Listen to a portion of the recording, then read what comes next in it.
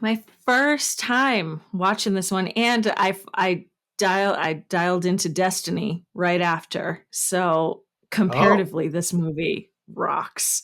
I thought. So now I've officially seen all of the Indiana Jones movies. I'm done. It's been a great adventure. You're gonna have to go into the Young Indiana Jones Chronicles or whatever it's called next. Okay. Okay. So um I'm of two minds with this movie. I think there's juice here that totally recaptures the magic, and I like a lot of the goofy action stuff. I like the femme fatales. I like the man-eating ants. I love the quicksand. Um, I like, even when Marion's back, I find that there's a lot of the action sequences, especially in the first half, where I really feel like they're just in the pocket and it's super fun. But then there's some stuff that feels really divorced from the original franchise. And I don't just like, we'll get into the aliens and stuff like that, but this isn't a franchise that to me that really feels beholden to either its previous iterations or realism. So it going mystical for me wasn't a problem that I think it was for some other people. It's kind of done that.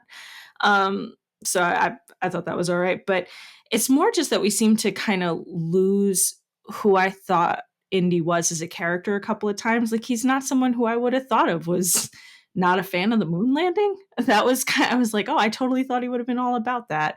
Um, and some of the performances just ring a little. I'm not sure what Kate's doing, but I love her, so I'm glad to see her. But I'm not really sure what's going on with that performance. And um, the John Hurt character, they just felt a little flatly written. Mhm. It's not even so much their performances. I mean, these are amazing actors. They're not bringing stuff. They just sort of feel like there's threads that are started and then they get lost once they get to Peru. I think the first half Mhm. of this movie is really strong, but I thought the triple cross or the it was never a double cross, and which was a uh, way more eloquent way to put it than I had in my mind, which was triple cross, um, was uh, superfluous. I didn't think we needed it, but more than anything being bad, it just felt a little hollow. I thought some of um, the set pieces like that for me, that's what makes these movies so special. Some of it just looked a little plasticky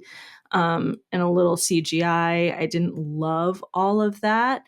But really, and even Shia LaBeouf, it's not that he was bad. It's not that it just he didn't have a lot to do. There just wasn't a lot to that, and it could have been.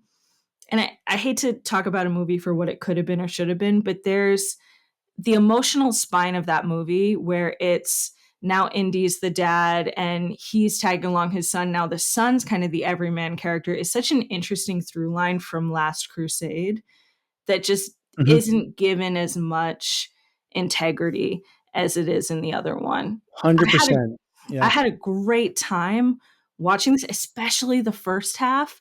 Um, but it started to fall a little flat as the movie went on for me. But I like that these are movies that take risks. I like that these are movies that go big, and I would 100% watch it again. For me, it's probably like a three, three and a half. I don't know.